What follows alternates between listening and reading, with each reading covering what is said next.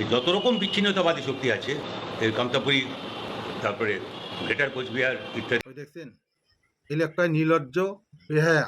ভোটের সময় দেশি মানুষের হত্যা করি দরকার, সেজন্য ভোটের সময় রাজবংশী মানুষের গামছা ঘাড়ত দিয়ে হাঙ্কুড়ে দিয়ে জোর হাত করিয়ে রাজবংশী মানুষের কাছে ভোটটা করি চায়।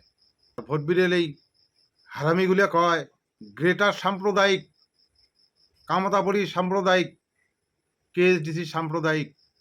আর আমারে কিছু হুলকুচু আছে, সিপিএমটা উমরে প্রত্যেক সম্পত্তি মনে করে, কলার ভাই মোলা মনে করিয়া মুকুট দিয়ে জিত করি দেয়।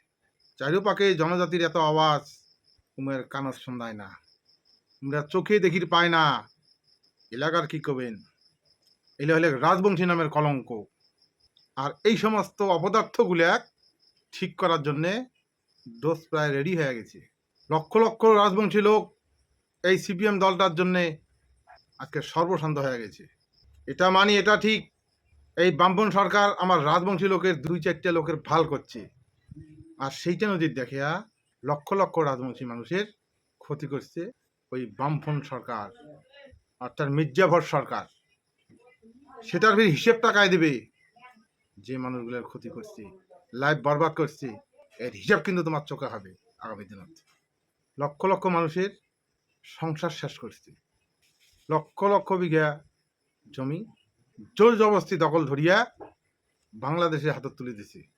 আর আমার বংশধরগুলা উমরা ভিখারি বানাইছে। এই হলো তোমার আদর্শ, এই হলো বামফ্রন্টের রীতি, এই হলো সিপিএমের রীতি।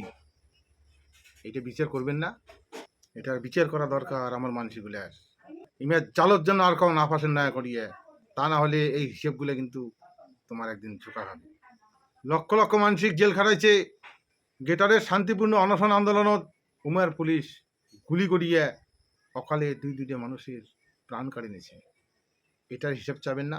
বিনা দোষে জননেতা বংশীবদনক সহ আরো অনেক মানুষও অনৈতিকভাবে আমরা জেল খাটাইছে। এই হিসাবগুলা ওই বামফ্রন্টের চামচেগুলা দিবের পাবে। আমার আরো ভরসা বাড়াইছে আর মির্জাফরের ঘর।